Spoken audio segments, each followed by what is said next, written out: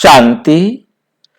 आज 4 मार्च 2024 आज की साकार मुरली रंगीन बड़े बड़े अक्षरों में पढ़ें, सुने और मंथन करें। आज की मुरली का मंथन हम कर रहे हैं, जो प्रातः सवेरे 6 बजे करते हैं और साढ़े 4 बजे करते हैं। सभी ऑनलाइन यूट्यूब पर या गूगल मीट पर या सामने बैठकर इसे सुन रहे हैं और मंथन में सहयोगी हैं। आप सभी भी सहयोगी बनना चाहें तो इसी वीडियो के डिस्क्रिप्शन बॉक्स में लिंक दिया हुआ है, आप साथी और सहयोगी बन सकते हैं। और यदि आपको लिंक नहीं मिल रहा तो व्हाट्सएप पर लिखकर भेजेंगे तो हम आपके पास लिंक भेज देंगे। और एक ही लिंक सवेरे भी, शाम को भी और रोजाना काम करता है। ओम शांति। मुरली का सार। मीठा मीठा बाबा कहते, मीठे बच्चे तुम रॉयल कुल के स्टूडेंट हो, तुम्हारी चलन बहुत रॉयल होनी चाहिए, तब ही बाप का शो कर सकेंगे, तब ही बाप का शो कर सकेंगे, बाप का नाम वाला कर सकेंगे। क्या होनी चाहिए हमारी चलन? रॉयल चलन का क्या मतलब होगा? रॉयल चलन का क्या मतलब होगा? कौन बताएंगे? आवाज आ रही है? रॉयल चलन का क्या मतलब है? हाँ जी, श्रीमत पर चलना, बाबा की श्रीमत पर चलना ही चलने को ही रॉयल चलन कहेंगे। ठीक बात है। प्रश्न, विनाश के समय अंतिम पेपर में पास कौन होगा, उसके लिए पुरुषार्थ क्या है? उसके लिए हम क्या पुरुषार्थ करें?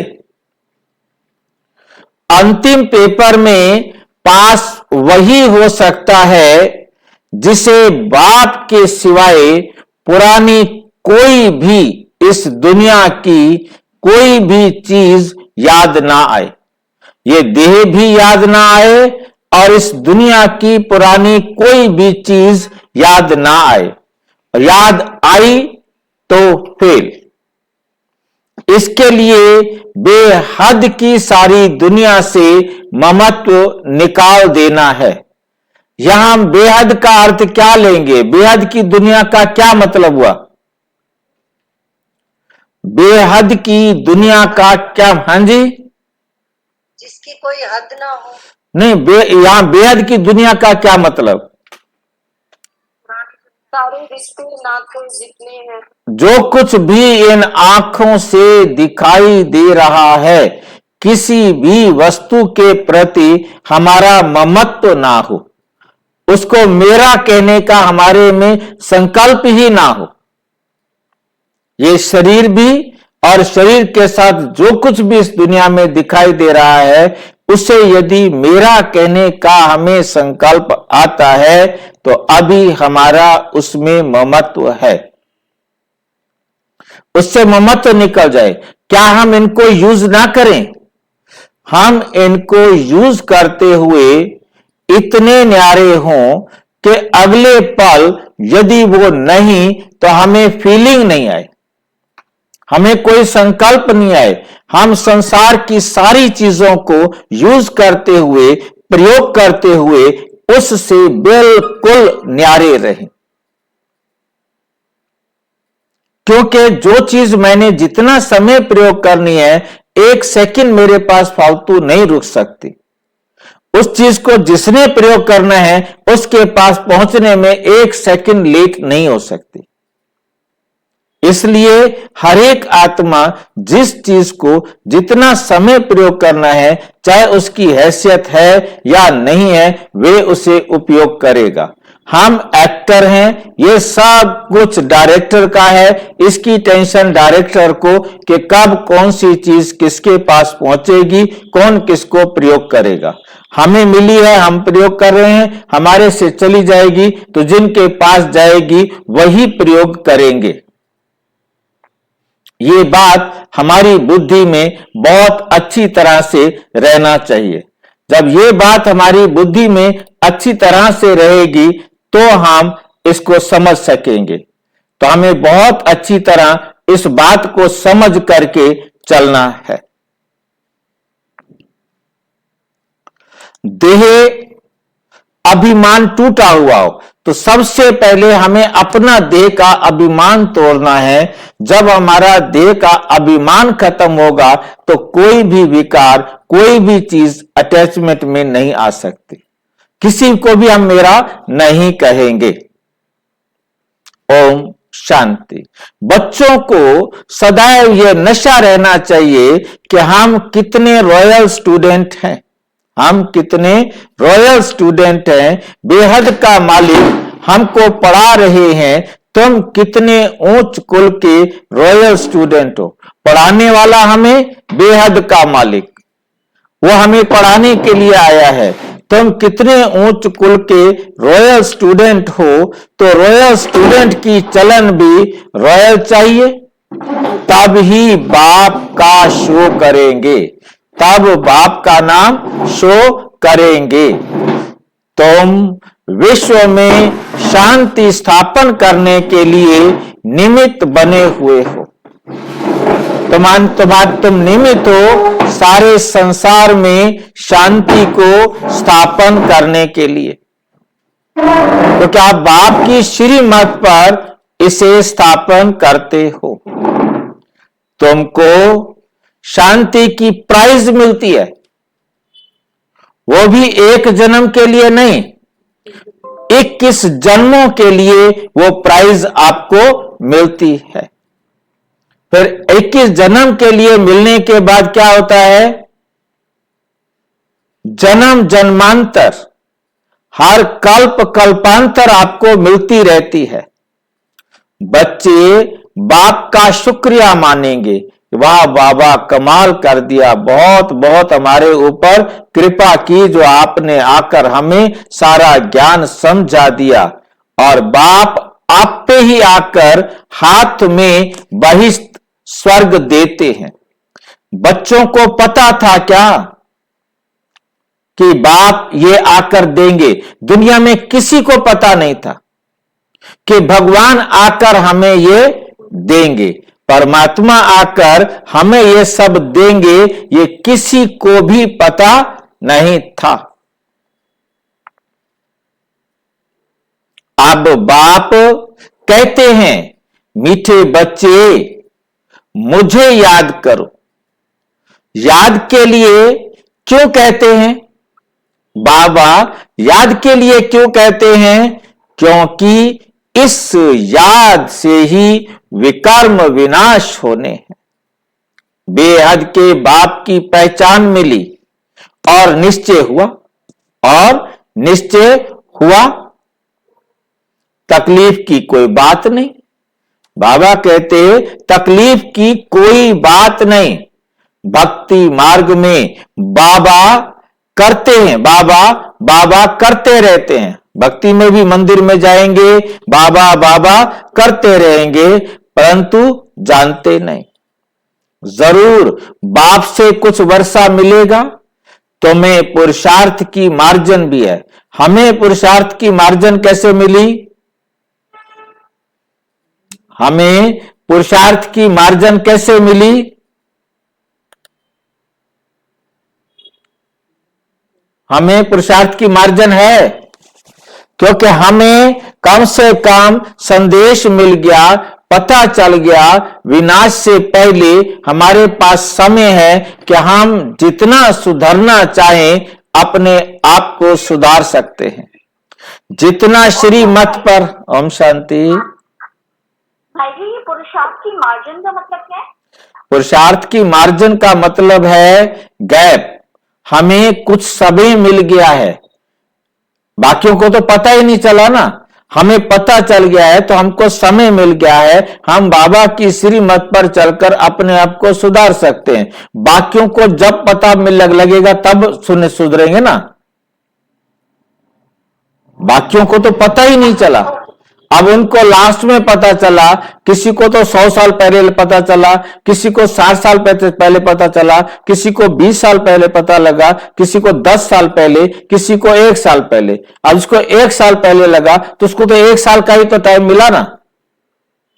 विनाश से पहले हमें पता लग गया है, अब हम अपने आप को सुधार लेंगे, ठीक है कि नहीं। उतना हमें मार्जिन मिल गया है, उतना उच्च पद मिलेगा। जितना पुरुषार्थ करेंगे हमें उतना उच्च पद मिलेगा। बाप, टीचर, सतगुरु तीनों की श्रीमत, बाप, टीचर, सतगुरु तीनों की श्रीमत मिलती है। उस मत पर चलना है, रहना भी अपने घर में है। मत पर चलने में ही विघ्न पड़ते हैं। माया का पहला विघ्न है ही देह अभिमान। सबसे पहला विघ्न है देह का अभिमान। बाप कहते हैं अपने को आत्मा समझो, फिर क्यों नहीं श्रीमत को मानते हो। अपने आप को आत्मा समझेंगे तो फिर बाबा की श्रीमत को मानेंगे, बाबा की श्रीमत पर चलेंगे। बच्चे कहते हैं हम कोशिश तो करते हैं परंतु माया करने नहीं देती। बाबा हम अपने आप को सुधारने की कोशिश तो करते हैं परंतु माया करने नहीं देती। बच्चे समझते हैं पढ़ाई में खास पुरुषार्थ जरूर चाहिए। जो अच्छे बच्चे हैं उनको फॉलो करना चाहिए। जो अच्छे बच्चे हैं, जो ज्ञान को अच्छी तरह समझते हैं, उनको हमें क्या करना चाहिए, फॉलो करना चाहिए। सभी यही पुरुषार्थ करते हैं, सभी यही पुरुषार्थ करते हैं कि हम बाप से ऊंच वर्षा ले लें। कांटे से फूल बनने के लिए याद की बहुत जरूरत है। जितना बाबा की याद में रहेंगे, बाबा की श्रीमत पर चलेंगे, उतना हम कांटे से फूल बनते जाएंगे, उतना हम कांटे से फूल बनते जाएंगे। याद की बहुत जरूरत है, बाबा की श्रीमत पर चलने की बहुत बहुत जरूरत है। 5 विकारों के कांटे निकल जाएं। जो 5 विकारों के कांटे हमारे अंदर हैं, जो हमें दुख देते हैं और हमारे संबंध संपर्क में आने वालों को भी दुख देते हैं, तो फूल बन जाएंगे। वो निकलेंगे योग बल से, वे निकलेंगे योग बल से। कई बच्चे सोचते हैं फलाना ऐसे चला गया, शायद हम भी चले जाएं। कोई शरीर छोड़ जाता है तो समझते हैं कि अच्छा वो चला गया तो हम भी पता नहीं कब ऐसे ही चले जाएंगे। लेकिन उसे देख फिर पुरुषार्थ करना चाहिए। कोई छोड़ के चला गया है, कोई शरीर छोड़कर चला गया है, तो अब इससे समझ लेना चाहिए कि अब हमारे पास टाइम है, हम तो कम से कम पुरुषार्थ कर लें। हमारा भी कोई भरोसा नहीं कब हम इस शरीर को छोड़ दें। यदि हमारा अभी शरीर छूट गया तो हम फिर कम से कम 8-10 साल तक कुछ समझने लायक नहीं होंगे। मान लो 8-10 साल तक विनाश नहीं हुआ तो 8-10 साल के बाद ही हम अपना पुरुषार्थ कर सकेंगे। हमारे लिए तो समय चला जाएगा ना। शरीर छोड़ें तो बाबा की याद हो, हम शरीर छोड़ें तो बाबा की याद हो। शरीर छोड़ते वक्त अंत मति सो गति होगी, तो इसलिए याद रखें कि हमारा शरीर छूटे बाबा की याद में। तो क्या करें, अंतिम समय हम बाबा बाबा बोले। जब प्राण निकल रहे हो तब हम बाबा कहेंगे तो हम जाएंगे। बाबा की श्रीमत को करेंगे। हाँ, लास्ट एक्शन भी हमने बाबा की श्रीमत पर ही सॉल्व करना है। कोई पर चलते चलते, हाँ, श्रीमत पर चलते चलते जो है ना हमको शरीर छोड़ना है। मतलब बाबा बाबा कहते नहीं, बाबा की श्रीमत पर, क्योंकि हर एक आत्मा के सामने अपना अपना अलग अलग प्रकार का पेपर होगा। किसी को सुख मिल रहा होगा, लास्ट एक्शन, कोई किसी आपको सुख दिया हुआ है, वो लास्ट में आपको सुख दे रहा होगा, या कोई आपको दुख दे रहा होगा, या प्रकृति से आपको दुख आ रहा होगा, या आप कहीं बाढ़ में दबे पड़े होंगे, या कुछ भी, मतलब कोई भी एक्शन हो सकता है। उस एक्शन का जो रिएक्शन आपकी तरफ से हो वो बाबा की श्रीमत के अनुसार हो। कोई आपको सहयोग दे रहा है, लास्ट में कोई आपकी सेवा कर रहा है, तो भी आपकी बुद्धि में यह रहे कि इस आत्मा का अकाउंट बराबर हुआ। यह स्मृति भी बाबा की स्मृति है। यदि कोई दुख दे रहा है तो हाँ जी भाई, एक कुमार सूरज भाई जी अपना माइक बंद करो।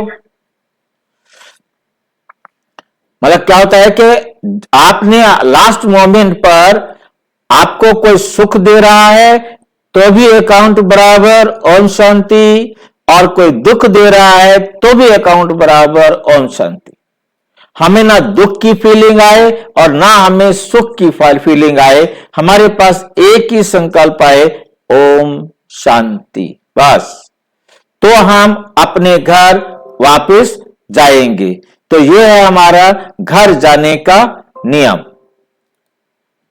घर जाने के लिए हमको एक ही बात सिर्फ याद रखनी है कि हमें बाबा की श्रीमत पर ही चलना है और कोई भी बात हमारी बुद्धि में नहीं आए।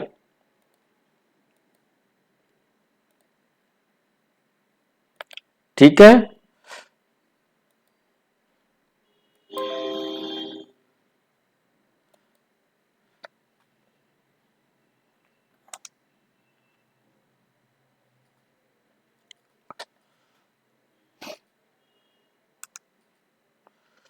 इसको वशीकरण मंत्र कहा है बाबा ने।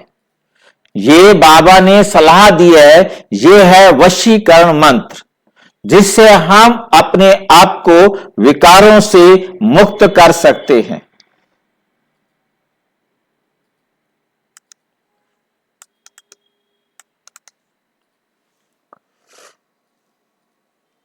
और कुछ भी याद ना आए, और कुछ भी याद ना आए सिवाय एक बाप के, अर्थात सिर्फ एक बाबा की श्रीमत ही हमें याद आए और कोई बात हमको याद नहीं आए।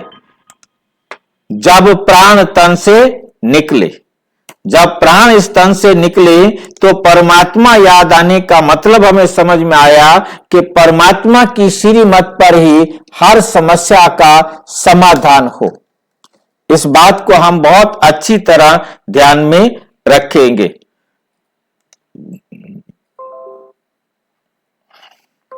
बाबा बस हम आपके पास आए कि आए, बाबा हम आपके पास आए कि आए, ऐसे बाबा को याद करने से आत्मा में जो किचड़ा भरा हुआ है वह निकल जाएगा, वे भस्म हो जाएगा।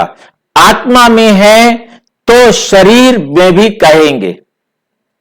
यदि आत्मा में किचड़ा है तो समझ लो कि शरीर में भी किचड़ा है, वो सारा जलना है। जो भी किचड़ा है वो जन्म जन्मांतर का किचड़ा है और वो सारा किचड़ा हमको जलाना है। जब तुम्हारा किचड़ा सारा जल जाए, जब तुम्हारा सारा किचड़ा जल जाए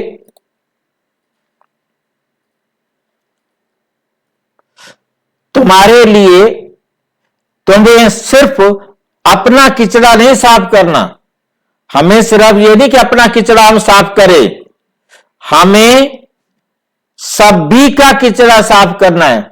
यह हमारे ऊपर ठेका दिया है बाबा ने। आप ना केवल अपना किचड़ा साफ करेंगे, बल्कि सबका किचड़ा भी आपको ही साफ करना है। सोचा था ऐसा कभी? क्या मैं ऐसा भी करना पड़ेगा? अपना किचड़ा तो साफ करना ही करना है। हमने बाकी दुनिया का जो भी हमारे संबंध संपर्क वाले हैं उनका किचड़ा भी हमको साफ करना है। इस बात को हम ध्यान रखें। बाबा आकर इस दुनिया से किचड़े को साफ करो, तुमने ये बुलाया है मुझे, सारे विश्व को पवित्र बनाओ। तुमने मुझे कहा आओ बाबा, आकर सारे संसार के किचड़े को साफ करो, सारे विश्व को पवित्र बनाओ। किसके लिए? उस पवित्र दुनिया में तुम बच्चे ही तो पहले पहले राज्य करने आते हो। तो बाप तुम्हारे लिए तुम्हारे देश में आए हैं, हमारे लिए हमारे देश में आए हैं, हमारे वेश में भी आए हैं, हमारे जैसा बनकर, हमारे जैसे शरीर का आधार लेकर हमें पढ़ा रहे हैं। भक्ति और ज्ञान में बहुत फर्क है। कौन बताएगा भक्ति और ज्ञान में फर्क है? भक्ति, हाँ जी, ज्ञान है उजाला और भक्ति है, हाँ जी, भक्ति है रात और ज्ञान। हाँ, ज्ञान है दिन, भक्ति है रात।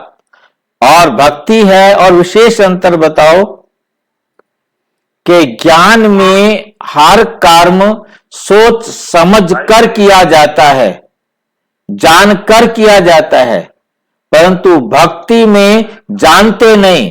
क्यों दिया जला रहे हैं, क्यों पेड़ की पूजा कर रहे हैं, क्यों उसको धागा बांध रहे हैं, बस हमारे बुजुर्ग करते आए हैं, हम कर रहे हैं, आंख बंद करके करते चले जाते हैं। क्यों कर रहे हो भाई? पता ही नहीं है, बस सिर्फ, हाँ जी, हाँ, इसको अंधविश्वास कहते हैं। भक्ति में है अंधविश्वास और ज्ञान में है जानकर समझकर क्या कर रहे हैं, क्यों कर रहे हैं, हर बात को जानते हुए करना। भक्ति में जो कुछ कर रहे हैं, आरती कर रहे हैं, कथा पढ़ रहे हैं, पूजा कर रहे हैं, आप सोच सकते हैं जो कुछ भी आज तक आपने भक्ति में किया उसके बारे में आप कुछ भी नहीं जानते थे। सिर्फ एक ही लाइन होती थी, हमारे बुजुर्ग करते आए हैं, बड़े करते आ रहे हैं, हम भी वैसा कर रहे हैं। बस क्या करने से फायदा होगा, कुछ भी पता नहीं था। ज्ञान और भक्ति में बहुत फर्क है।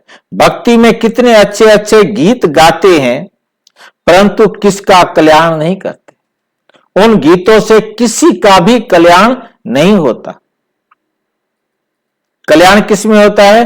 कल्याण तो है ही अपने स्वधर्म में टिकने में और बाप को याद करने में, अर्थात परमपिता परमात्मा की श्रीमत पर चलने में। जब हम स्वयं को आत्मा समझेंगे, परमात्मा याद में परमात्मा श्रीमत पर चलेंगे तो हमारा कल्याण है। बाकी दुनिया की मत पर चलने से किसी का भी कल्याण नहीं हो सकता। करवा चौथ का व्रत रख रहे हैं, क्यों भाई? यदि पति ने मरना है तो अपने टाइम पर मरना है। करवा चौथ रखने से किसी का पति बचा हो तो बता दो। आपने पुत्र प्राप्त करने का व्रत रखा, पुत्र मिलते व्रत रखने से तो फिर तो सारी दुनिया के पुत्र पैदा होते, लड़कियां तो पैदा ही नहीं होती। मतलब सारी बातें मतलब ऐसे अंधविश्वास से हम करते आ रहे थे। तुम्हारा याद करना ऐसा ही है जैसे लाइट हाउस फिरता है। लाइट हाउस तो हमने चर्चा की। लाइट हाउस में फिरना शब्द लगाया है। लाइट हाउस फिरता है। जैसे आपने देखा होगा गाड़ी चलती है ना, जिसमें मतलब कोई पुलिस वाले बैठे हों या कोई मिनिस्टर बैठे हों, उनकी जो लाल बत्ती होती है वो घूमती रहती है। इसी प्रकार से लाइट हाउस जो समुद्र के किनारे बना होता है वो भी चारों तरफ घूमता रहता है। वो एक तरफ लाइट करके खड़ा नहीं रहता, वो चारों तरफ घूमता रहता है, चारों तरफ रास्ता दिखाता रहता है। वो रुक जाए तो फिर तो एक तरफ रास्ता दिखाई देगा, सब तरफ रास्ता नहीं दिखाई देगा। तुम बच्चे दिल अंदर समझते हो बाप दादा से हमें स्वर्ग का वर्षा मिलना है। तुम दिल के अंदर समझते हो कि बाप दादा से हमें स्वर्ग का वर्षा मिलना है। ये है ही सत्य नारायण की कथा, नर से नारायण बनने की। बाप समझाते हैं तुम्हारी आत्मा जो तमो प्रधान बनी है उनको सतो प्रधान बनना है। जो तमो प्रधान बनी है उनको सतो प्रधान बनना है। सतयुग में सतो प्रधान थे, अब फिर सतो प्रधान बनाने बाप आया है। हम आत्माएं जब परम धाम में थी तो सतो प्रधान थी, अब बाबा आए हैं हमको फिर से सतो प्रधान बनाने के लिए। बाप कहते हैं मुझे याद करने से ही तुम सतो प्रधान बन जाएंगे।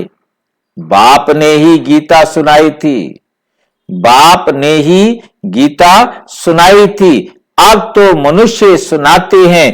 कितना फर्क हो गया। भगवान तो भगवान है, वही मनुष्य से देवता बनाते हैं। नई दुनिया में है ही पवित्र देवताएं। बेहद का बाप है ही नई दुनिया का वर्षा देने वाला। बेहद का बाप है ही नई दुनिया का वर्षा देने वाला। नई दुनिया क्या कैसे आपको मिलेगी वो रास्ता बाबा आकर समझाते हैं। हम जितना पुरुषार्थ करते हैं उतना नई दुनिया का पद अपना निश्चित करते हैं। बाप को याद करते रहो तो अंतमति सो गति हो जाएगी। हम यदि हर कर्म बाबा की श्रीमत पर करते चलेंगे तो अंतिम कर्म भी हमारा बाबा की श्रीमत पर होगा। यदि हम बीच बीच में कुछ अपनी मत पर, कुछ पर मत पर, कुछ अपनी मत पर, कुछ पर मत पर, कुछ बाबा की श्रीमत पर करेंगे तो लास्ट एक्शन अपनी मत पर या पर मत पर हो सकता है। फिर सिवाय पश्चाताप करने का भी मौका नहीं मिलेगा। बाद में पश्चाताप करने का भी मौका नहीं मिलेगा। आपने एक्शन ले लिया और उसी एक्शन के अनुसार जैसी स्टेज आपकी बनी उस स्टेज में आप परम धाम में चले जाएंगे। आपको सोचने का मौका नहीं मिलेगा, चेंज करने का मौका नहीं मिलेगा। पद निश्चित हो जाएगा और कल्प कल्प के लिए निश्चित हो जाएगा। तुम जानते हो बाप आते हैं संगम पर पुरुषोत्तम बनाने के लिए। अब ये 84 का चक्र पूरा होता है, फिर शुरू होगा। ये भी खुशी होनी चाहिए। प्रदर्शनी में जो लोग आते हैं उनको भी पहले शिव बाबा का चित्र दिखाना चाहिए। पहले कौन सा चित्र दिखाना है? शिव बाबा का चित्र दिखाना है। शिव बाबा के चित्र के सामने लाकर खड़ा करो।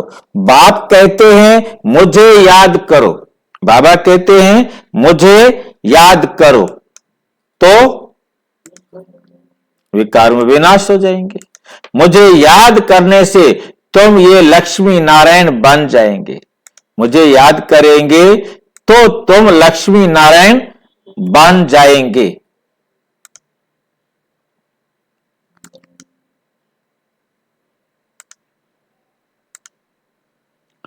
फादर से वर्षा ही सतयुग का मिलता है।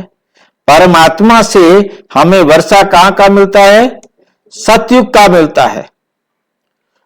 भारत सतयुग था, भारत ही क्या था?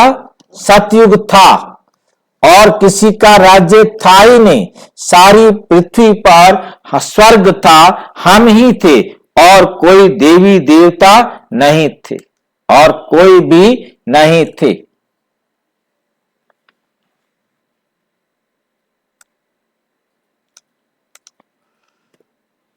अब नहीं है, फिर बनना है। इसलिए बाप और बादशाही को याद करो।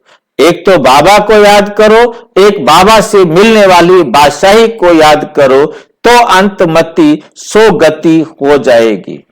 ये है सच्चा बाप।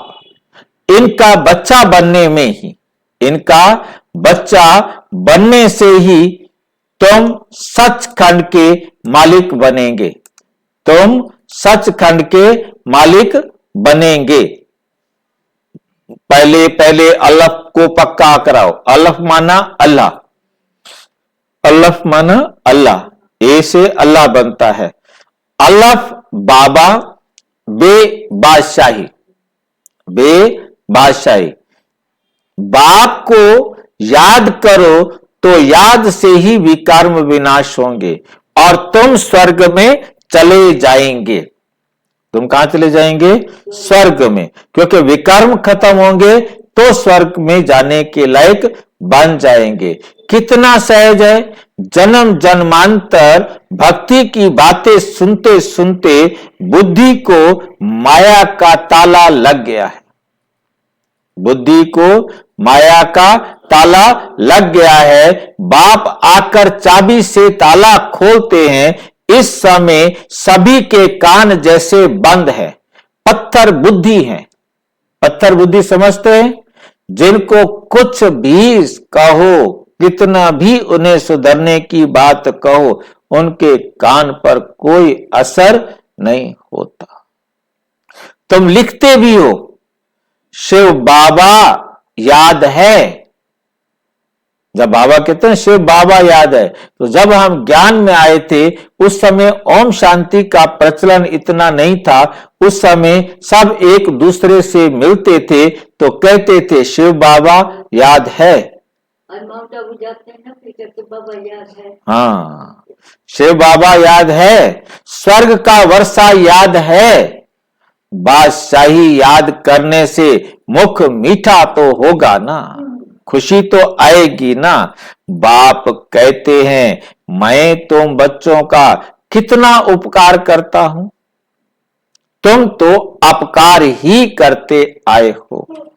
वे भी ड्रामा में नूंद है, किसका दोष नहीं। बाबा कहते इसमें किसी का कोई दोष नहीं।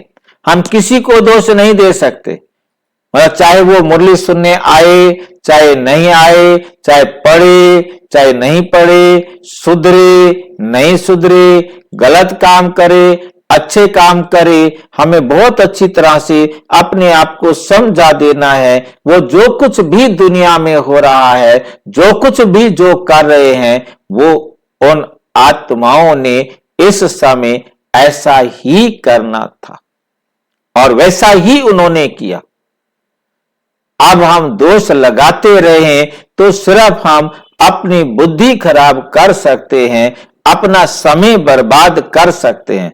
क्योंकि जब हम दोष लगा रहे होंगे तो क्या हो रहा होगा? खुशी हो रही होगी, अकर्म बन रहा होगा। हाँ जी, विक्रम बन रहे, विकर्म बन रहा है। विक्रम बन रहे। क्योंकि जब हम दोष लगा रहे हैं, पहले हम खुद दुखी हुए हैं ना।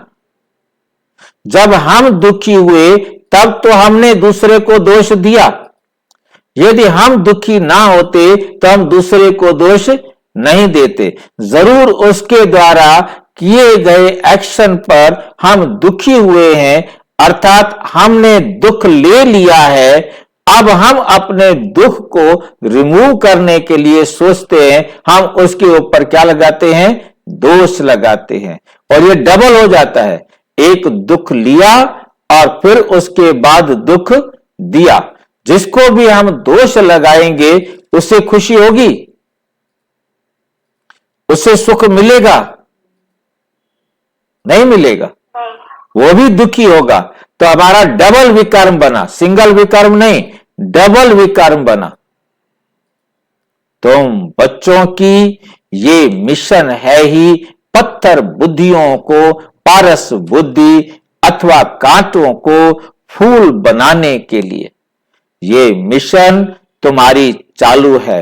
सब एक दो को कांटों से फूल बना रहे हैं, सब एक दो को कांटों से फूल बना रहे हैं। उन्हों को भी ऐसा बनाने वाला जरूर किंग फ्लावर होगा। उन्हों को भी कांटे से फूल बनाने वाला कोई किंग फ्लावर होगा। स्वर्ग की स्थापना करने वाला अथवा फूलों का बगीचा बनाने वाला एक ही बाप है, एक ही बाप है। तुम हो खुदाई खिदमतगार, ईश्वरीय सेवा पर उपस्थित। तमो प्रधान को सतो प्रधान बनाना, यही खिदमत है, ये खिदमत है और कोई तकलीफ नहीं देते। बाबा कहते मैं तुम्हें और कोई तकलीफ नहीं देता हूं, सिर्फ तुमने खुद को पतित से पावन बनाना है। जो भी आपके संबंध संपर्क में आए उसे भी आपने पतित से पावन बनाना है। और बाबा कहते मैं तुम्हें तकलीफ नहीं देता हूं। समझाना भी बहुत सहज है। कलयुग में है ही तमो प्रधान। अगर कलयुग की आयु बढ़ा देंगे तो और ही तमो प्रधान बनेंगे। मतलब कलयुग को जो है ना और यदि बड़ा कर दें तो जितना समय ज्यादा लगेगा उतना हम ज्यादा तमो प्रधान पतित बनते जाएंगे। तुम जानते हो अब हमको फूल बनाने वाला बाप आया है। कांटा बनाना रावण का काम है, फूल बाप बनाते हैं। जिसको शिव बाबा याद है उनको जरूर स्वर्ग भी याद होगा। जिनको शिव बाबा याद है उनको जरूर स्वर्ग भी याद होगा। प्रभात फेरी जब निकालते हो तो उसमें भी दिखाओ कि हम प्रजापिता ब्रह्मा कुमार ब्रह्मा कुमारियां भारत पर इन लक्ष्मी नारायण का राज्य स्थापन कर रहे हैं। हम ब्राह्मण सो देवता बनते हैं। हम ब्राह्मण सो देवता बनते हैं, फिर देवता सो क्षत्रिय, सो वैश्य, सो शूद्र बन जाते हैं। ये बाजोली है। किसको क्लियर है बाजोली? बाजोली का खेल किसको मालूम है? ये कलाबाजी जो होती है ना वो चीज है शायद। हाँ, कलाबाजी होती है जिसमें बच्चे सिर को पैर से लगाकर एक उलटबाजी करते हैं, चक्कर लगाते हैं। जैसे सिर को पैर से लगाया तो ऐसे चक्र भी सतयुग त्रेता द्वापर कलयुग। सतयुग है सिर और कलयुग है पैर। जब पैर से सिर लगाते हैं तो फिर एक चक्कर शुरू हो जाता है, फिर एक चक्कर शुरू हो जाता है। तो सिर को पैर से लगाया और चक्कर लगाया, ये बाजोली का खेल हो गया। हम ब्राह्मण हैं, किसको समझाना बहुत सहज है। उनको समझाना है कि हम ब्राह्मण हैं। ब्राह्मणों को चोटी होती है, ब्राह्मणों को होती है चोटी। तुम भी समझते हो हमने 84 का चक्र पूरा किया है। बच्चों को कितनी अच्छी नॉलेज मिलती है। एक्चुअल में कहना तो था कि हम ब्राह्मण हैं चोटी के, मतलब ऊंचे श्रेष्ठ, परंतु उन्होंने कहा हम ब्राह्मण हैं चोटी वाले, जो बालों की चोटी रखते हैं, हम वो ब्राह्मण हैं। परंतु बाबा कहते वास्तव में ब्राह्मण होते हैं श्रेष्ठ, ऊंच। तो ऊंच कहने की बजाय उन्होंने बाबा अपने बालों को समझ लिया कि यही हमारे जो है ना चोटी वाले ब्राह्मण हैं, हम चोटी रखते हैं। चोटी वाले ब्राह्मण नहीं, हम चोटी के ब्राह्मण हैं, ऊंच ब्राह्मण हैं। और सब है भक्ति। ज्ञान एक बाप ही सुनाते हैं। ज्ञान कोई मनुष्य, कोई और आत्मा नहीं दे सकती। सर्व का सदगति दाता एक बाप ही है। पुरुषोत्तम संगम युग भी एक ही है।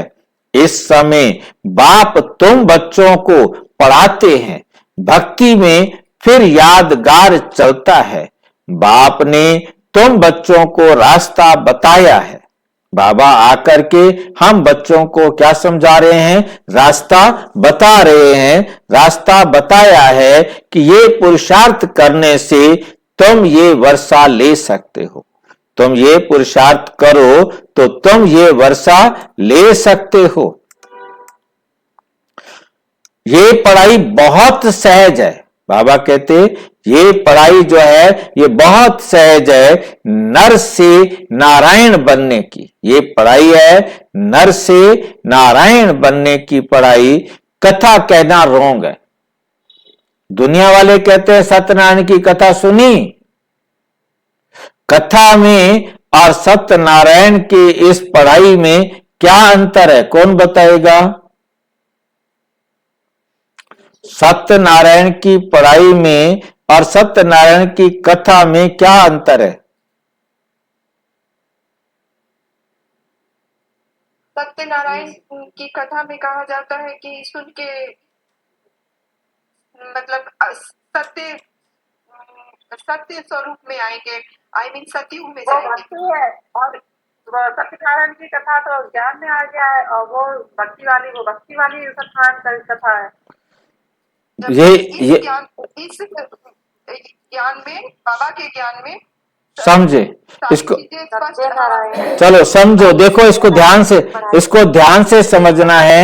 सत्यनारायण की कथा क्या है और सत्यनारायण बनने की पढ़ाई क्या है। जैसे आपने गीता पढ़ी है कभी? जिन्होंने गीता पढ़ी है तो उसमें देखा होगा गीता का पहला अध्याय, गीता का दूसरा अध्याय, गीता का तीसरा अध्याय, ऐसे 18 अध्याय हैं। फिर हर अध्याय के बाद लिखा हुआ है गीता के पहले अध्याय का महात्म। एक है अध्याय गीता जिसमें गीता के श्लोक लिखे हुए हैं, दूसरा है गीता के पहले अध्याय का महात्म। तो जो दुनिया में कथा सुनाते हैं उस किताब को भी ध्यान से देखेंगे। उस किताब के ऊपर लिखा हुआ है सत्यनारायण कथा का महात्म। वो महात्म है। और सत्यनारायण का व्रत रखोगे तो उसका क्या लाभ मिलेगा वो उसके अंदर बताया गया है। उसको कथा कहा जाता है। परंतु सत्यनारायण की पढ़ाई विद्या जो है, ट्रेनिंग जो है, जो गाइडलाइन, जो शिक्षा है, वो नारायण बनाती है। वो तो कथा सुनने का महत्व है। क्या आपने गीता का पहला अध्याय पढ़ा तो आपको क्या फायदा होगा? तो फायदा होने के लिए बताया गया है कि आपको ये मिलेगा, ये मिलेगा, ये मिलेगा। तो उसके लिए सत्यनारायण की कथा है, वो कथा होती है। परंतु जब नर से नारायण बनने की विधि है, नर से नारायण बनने की पढ़ाई है, उसे कथा नहीं कह सकते। उसे बाबा कहते कथा कहना रॉन्ग है। क्योंकि कथा में एम ऑब्जेक्ट नहीं होता। हालांकि उन्होंने अपनी कथा में एम ऑब्जेक्ट दिखाया है कि ये कथा पढ़ी उसने तो उसको ये लाभ हो गया। तो उसके बाद बाकी किसको हुआ ये कोई सबूत नहीं है। बस उन्होंने कहानी लिखने दी, कहानी लिख दी। ये एम ऑब्जेक्ट, पढ़ाई में एम ऑब्जेक्ट है। कौन पढ़ाते हैं? ज्ञान सागर बाप कहते हैं मैं आकर तुम्हारी रत्नों से झोली भरता हूं, बेहद के बाप से तुम प्रश्न क्या पूछेंगे? बेहद के बाप से तुम प्रश्न क्या पूछेंगे? इस समय सब है पत्थर बुद्धि। रावण को ही नहीं जानते। तुमको अब अक्ल मिलता है पूछने के लिए। मनुष्यों से पूछो आखिर रावण है कौन? तो हम मनुष्यों से पूछे तो पहले हम जानते हैं कि रावण कौन है। रावण है कौन? पांच विकार स्त्री में, 5 विकार पुरुष में, सब में 5 विकार हैं। 5 विकारों को रावण कहा जाता है। परंतु दुनिया वालों ने रावण को कितने सिर दिए? 11 सिर। 11 सिर, 10 सिर नहीं, 11 सिर दिए हैं। देखा है आपने रावण को कि 11 सिर दिए हैं। कहा गया है भाई जी। हाँ जी, क्या हुआ? गधे का सिर कहा गया। 11वां सिर, गधे का बीच में गधे का भी सिर दिखाते हैं 11 हाँ, बीच में प्रदर्शनी के अंदर आप देखेंगे उसमें एक गधे का सिर भी दिखाया हुआ है। 5 सिर इधर, 5 सिर उधर, बीच में एक गधे का सिर। क्यों दिखाया हुआ है गधे का सिर? दिखाई दे रहा है आपको गधे का सिर? क्योंकि उसकी बुद्धि गधे जैसी थी होगी। गधा किसे कहा जाता है? जो ग- बोझ उठाता है। गधा मूर्ख को कहा जाता है। रावण के लिए आपको रावण का चित्र दिखाई दे रहा है कि नहीं दे रहा? रावण का चित्र आपको दिखाई दे रहा है या नहीं? हाँ दिखाई दे रहा है भाई जी। दिखाई दे रहा है ना? तो अब आप इसके अंदर ध्यान से समझ सकेंगे चित्र देखने से कि रावण को 10 सिर के बाद ये 11वां सिर कैसे दिखाया है।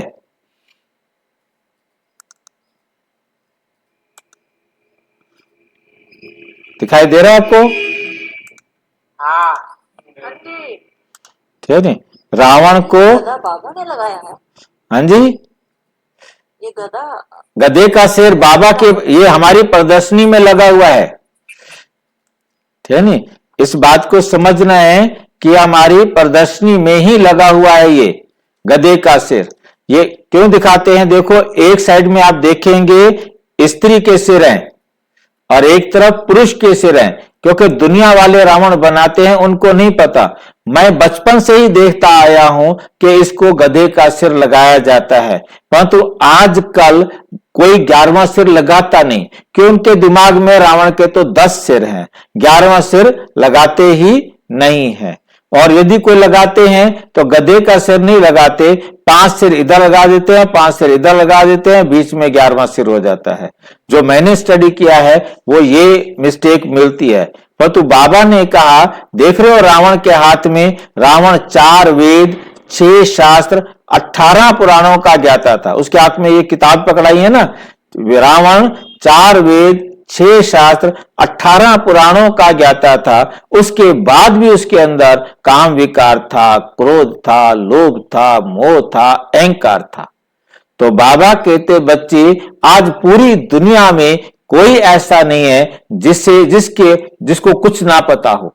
चाहे उसने कभी कोई वेद नहीं पढ़ा, कोई शास्त्र नहीं पढ़ा, पुराण नहीं पढ़ा, परंतु उसको कहो कि बताओ वास्तव में तुम करो या मत करो, तुम बताओ कि क्या करना चाहिए, वो सच बता सकता है, वो सच बता सकता है। परंतु जब करने की बारी आएगी तो कहेगा नहीं, करूंगा नहीं। लाइन समझ में आई है? करने की बारी वो नहीं करेगा। गधे को कहो ना आगे चल, वो आगे चलने की बजाय पीछे की तरफ चलेगा। तो उसकी विशेषता है कि वो उल्टा चलता है। तो इसीलिए बाबा कहते, मेरे बच्चे भी जो ज्ञान को अच्छी रीति नहीं उठाते हैं, वो फिर अपनी मत पर उल्टा चलते हैं, मेरी श्रीमत पर नहीं चलते। मैं कहता हूं अपने को आत्मा समझो, देह को भूलो, परंतु वो देह ही समझते हैं। जितना मैं कहता हूं उतना ज्यादा ही देह के चक्कर में फंसते जाते हैं। तो हमें समझ में आ गया होगा।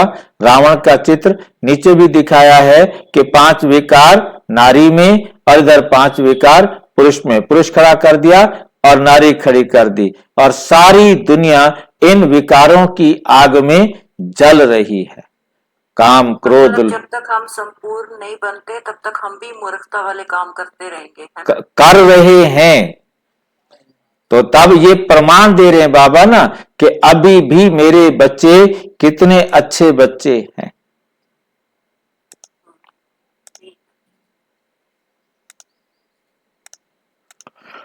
मनुष्यों से पूछो आखिर रावण है कौन, क्योंकि चित्र को देखा तो आपको बहुत सारी बातें स्पष्ट हुई, और आप फिर पूछ सकते हैं रावण है कौन, कब से इनका जन्म हुआ, कब से जलाते हो? कहेंगे अनादि से जलाते आ रहे हैं। तो हम अनेक प्रकार से प्रश्न पूछ सकते हो, वो भी समय आएगा तो पूछेंगे।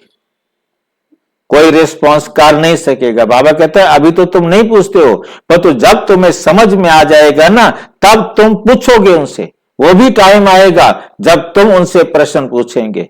वो कब टाइम आएगा? जब आपको ये बातें स्पष्ट होंगी कि हमने कौन कौन से प्रश्न उनसे पूछने हैं। कोई रिस्पॉन्स कर नहीं सकेंगे, कोई जवाब नहीं दे सकेंगे। जब आप उन्हें जवाब देने लायक नहीं छोड़ेंगे तब आपकी बात वो सुनेंगे, इससे पहले वो आपकी बात नहीं सुनेंगे।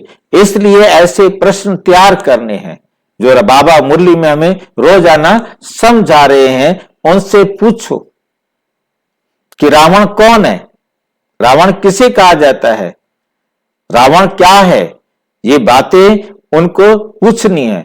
तुम्हारी आत्मा याद की यात्रा में तत्पर हो जाएगी। कब पूछेंगे आप प्रश्न? ये जब तुम्हारी आत्मा याद की यात्रा में तत्पर हो जाएगी। याद की यात्रा में तत्पर होना माना बाबा की श्रीमत पर चलना। नहीं नहीं, इतना नहीं भाई, वो तो याद हो गया। यात्रा बीच में क्यों लगा दिया बाबा ने? आगे बढ़ना। आगे बढ़ना। यात्रा तो तब होती है जब हम सुधरे।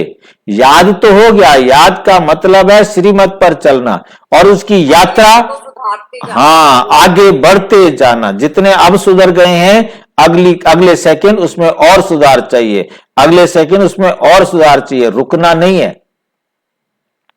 अब अपने से पूछो, हम सतो प्रधान बने हैं? दिल गवाही देती है कि हम सतो प्रधान बने हैं? अभी कर्मातीत अवस्था तो हुई नहीं है, होनी है, हो जाएगी। इस समय तुम बहुत थोड़े हो, इस समय हम बहुत थोड़े। जब मुरली चली थी तो और भी थोड़े थे ना, 69 में तो बहुत ही, 69 से पहले की मुरली है, तो उस समय तो बहुत ही थोड़े हैं।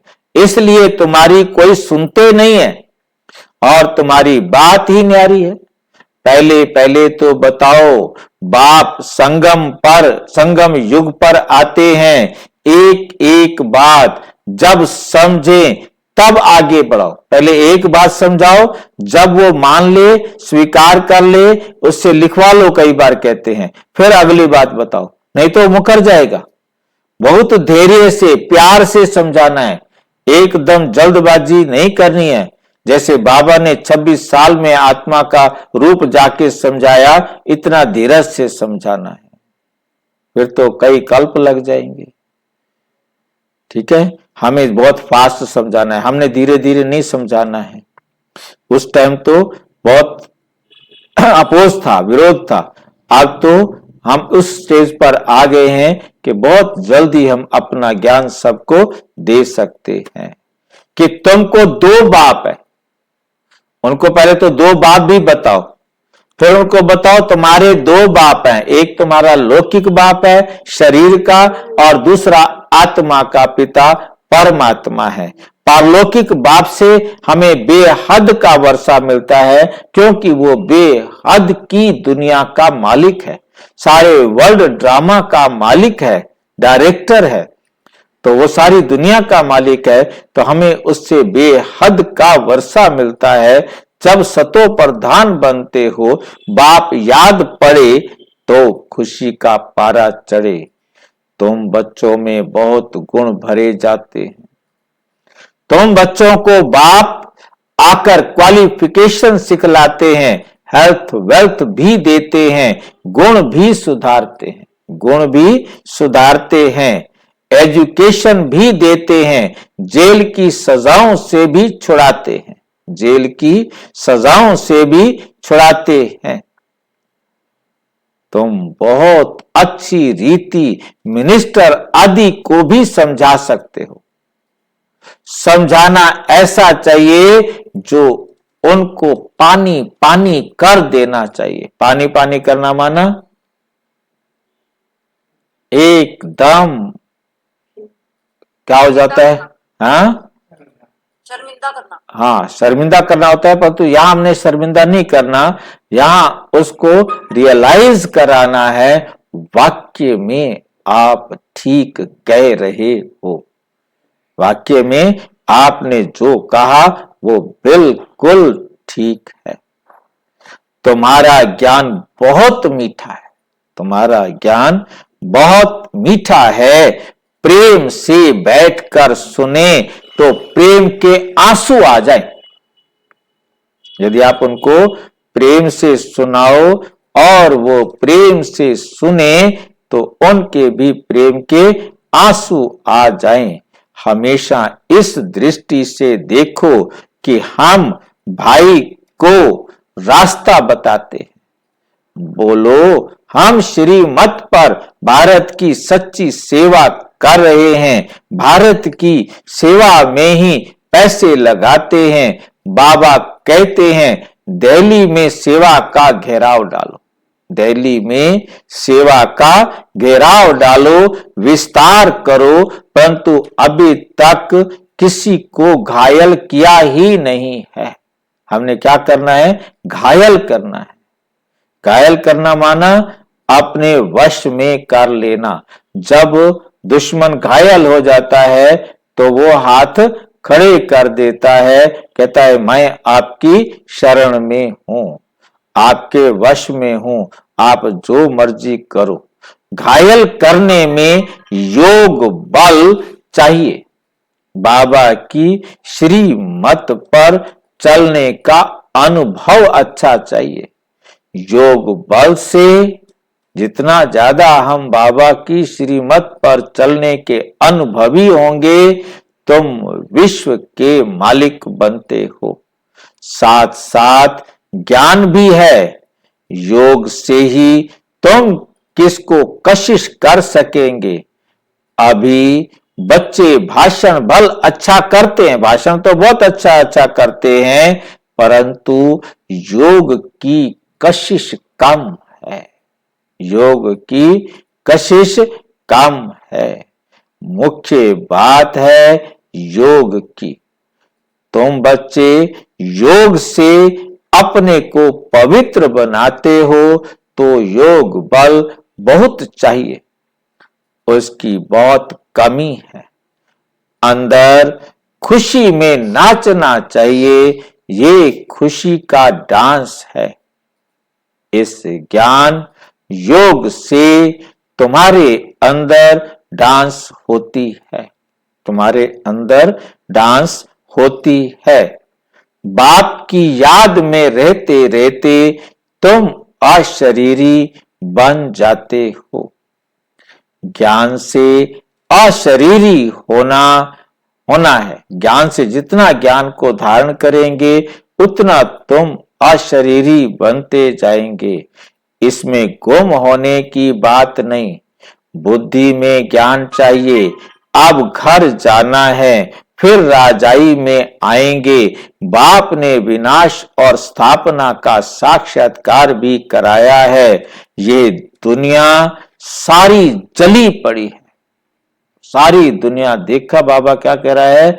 सारी दुनिया जली पड़ी है। किस में जली पड़ी है? विकारों की आग में जली पड़ी है। अब बताओ, जली हुई दुनिया को बाबा क्या बनाता है? गुल गुल बनाता है, फूल बनाता है, कमल का फूल बनाता है, परंतु बनते सारे अपने हिसाब से हैं। जैसी मेहनत करते हैं, कोई गेंदे का, कोई गुलाब का, कोई मोती का, तो कोई किसका, कोई किसका। नई दुनिया के लायक बन रहे हैं। अब घर जाना है, इसलिए शरीर में भी कोई ममत्व नहीं रहना चाहिए। इस शरीर को भी हमने छोड़कर घर चलना है। फिर वापिस आकर पहनकर खड़े हो सकते हैं। शरीर को छोड़कर जाएंगे तो वापिस आकर पहन सकेंगे? हाँ जी, ये नया शरीर मिलेगा। नया शरीर मिलेगा, ये वाला नहीं मिलेगा। नहीं, ये तो खत्म हो जाएगा। क्यों? क्योंकि ये शरीर विकार से पैदा हुआ है। ये शरीर विकार से पैदा हुआ है, ये नष्ट हो जाएगा। जिनके शरीर निर्विकारी हैं वो शरीर सुरक्षित रहेंगे, क्योंकि नई दुनिया में केवल वो शरीर सुरक्षित रहेंगे जो निर्विकारी जन्म लिए होंगे। और जो ऐसे आत्माएं जो निर्विकारी जन्म लेकर शरीर को छोड़कर जाएंगी, वो आत्माएं आकर अपने शरीर को पहनकर खड़ी हो जाएंगी। बस उनको फिर शरीर में कोई ममत्व नहीं रहना चाहिए, क्योंकि शरीर में ममत्व होगा तो शरीर को छोड़ नहीं सकेंगे, तो उसको छोड़ने के लिए शरीर को खत्म करना पड़ेगा। इस शरीर से, इस दुनिया से उपराम रहना चाहिए, सिर्फ अपने घर को और राजधानी को याद करना। घर को याद करना है, राजधानी को याद करना। कोई भी चीज में आसक्ति नहीं हो, आकर्षण नहीं हो जरा सा भी, तो वो चाहिए। विनाश भी कड़ा होने वाला है, बहुत सख्त विनाश होने वाला है, भयानक एकदम। जब विनाश होने लगेगा तो तुमको क्या होगी? खुशी होगी। बाबा कहते तुमको तो खुशी होगी, बस हम अब ट्रांसफर हुए कि हुए। पुरानी दुनिया की कोई भी चीज याद आई तो फेल। बच्चों के पास कुछ है ही नहीं, कुछ है ही नहीं, तो जो है वो क्या है? जो आपने पहन रखा है, जो आपने मेरा मेरा कह के संभाल रखा है, वो क्या है? वो उसका काम का है, दारू चोला। वो बाप का है, वो बाबा का है। बाबा का है का मतलब सारी आत्माओं का है। ये शरीर बाबा का है। ये शरीर बाबा का। बच्चों के पास कुछ है नहीं तो याद का आएगा।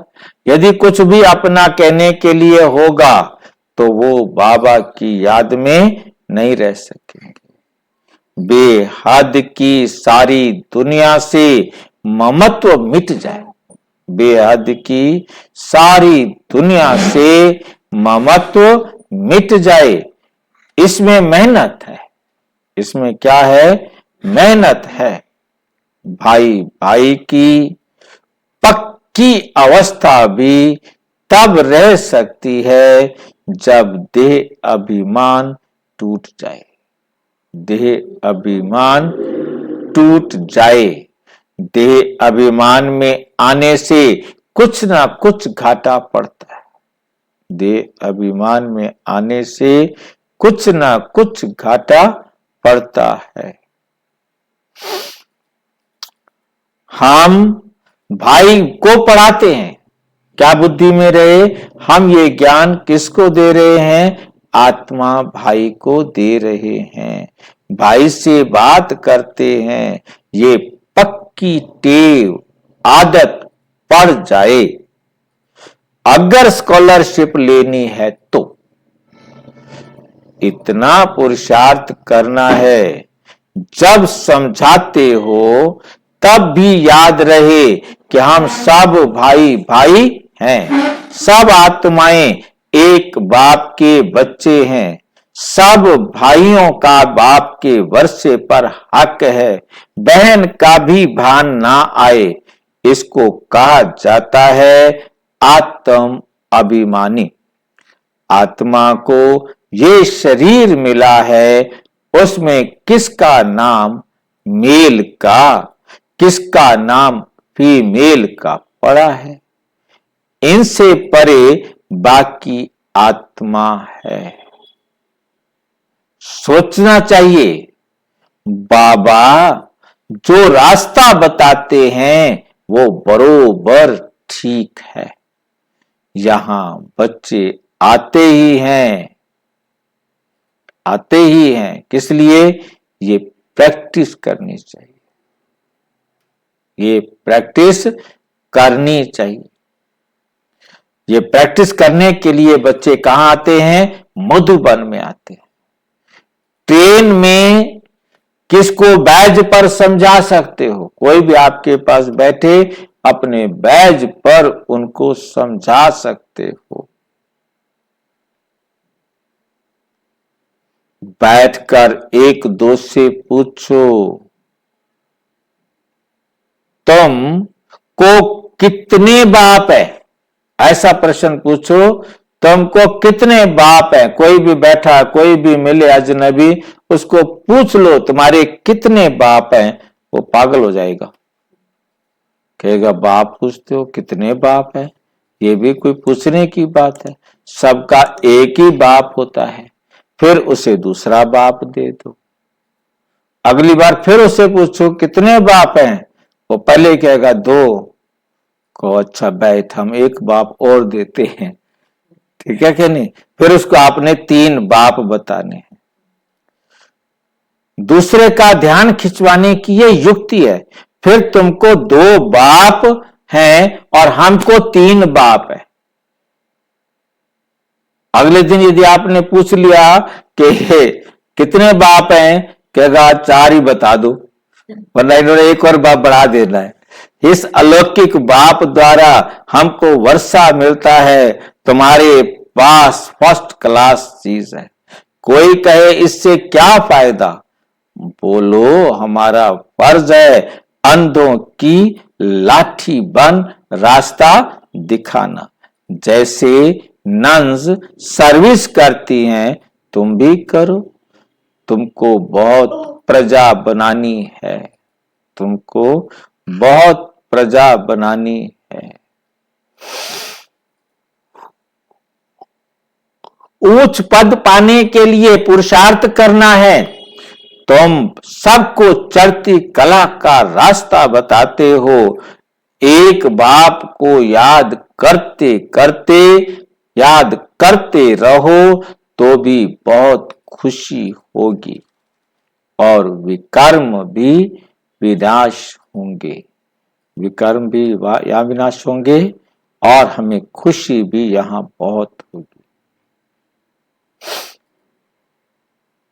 बाप से वर्षा लेना बहुत सहज है। बाप से वर्षा लेना बहुत सहज है, परंतु बहुत बच्चे गफलत करते हैं। अच्छा मीठे मीठे सिक्की लदे बच्चों प्रति माता पिता बाप दादा का याद प्यार और गुड मॉर्निंग। रूहानी बाप की रूहानी बच्चों को नमस्ते। हम रूहानी बच्चों की रूहानी बाप दादा को नमस्ते नमस्ते। धारणा के लिए मुख्य सार, अंत समय में पास होने के लिए इस शरीर और दुनिया से उपराम रहना है। किसी भी चीज में आसक्ति नहीं रखनी है। बुद्धि में रहे कि अब हम ट्रांसफर हुए कि हुए, अब हम ट्रांसफर हुए कि हुए, बस अब हमने इस संसार से अपने घर जाना ही जाना है। नंबर 2, बहुत धैर्य और प्यार से सबको 2 बाप का परिचय देना है। ज्ञान रत्नों से झोली भरकर दान करना है। कांटों को फूल बनाने की सेवा जरूर करनी है। वरदान है, बाप और सेवा में मगन रहने वाले निर्विघ्न निरंतर सेवाधारी भव। जहां सेवा का उमंग है, वहां अनेक बातों से सहज ही किनारा हो जाता है। एक बाप और सेवा में मगन रहो तो निर्विघ्न निरंतर सेवाधारी सहज माया जीत बन जाएंगे। समय प्रति समय सेवा की रूपरेखा बदल रही है। रोजाना नियम बदलते जा रहे हैं और बदलती रहेंगी और बदलती रहेंगी। अभी आप लोगों को ज्यादा कहना नहीं पड़ेगा, लेकिन वो स्वयं कहेंगे कि ये श्रेष्ठ कार्य है। इसलिए हमें भी सहयोगी बनाओ। इस समय की समीपता की निशानी है, तो खूब उमंग उत्साह में रहो, उत्साह से आगे बढ़ते चलो, आगे सेवा करते आगे बढ़ते चलो, नॉन स्टॉप। स्लोगन है, संपन्नता की स्थित हो, प्रकृति की हलचल को चलते हुए बादलों के समान अनुभव करो। बाप वरना दोबारा देखेंगे, संपन्नता की स्थिति में मेरे को जो पाना था वो पा लिया, प्रकृति की हलचल, अब प्रकृति जो मर्जी करे, मैंने पाना था सो पा लिया, और बाप समान बनने का अनुभव करो। अच्छा, ओम शांति। और विस्तार से जानने के लिए प्रजापिता ब्रह्मा कुमारी ईश्वरीय विश्वविद्यालय के किसी भी सेवा केंद्र पर संपर्क करें। जो कोई प्रश्न हो तो 9213106986 पर केवल टेलीग्राम करें, 9650692270 पर केवल व्हाट्सएप करें, फोन नहीं। ओम शांति।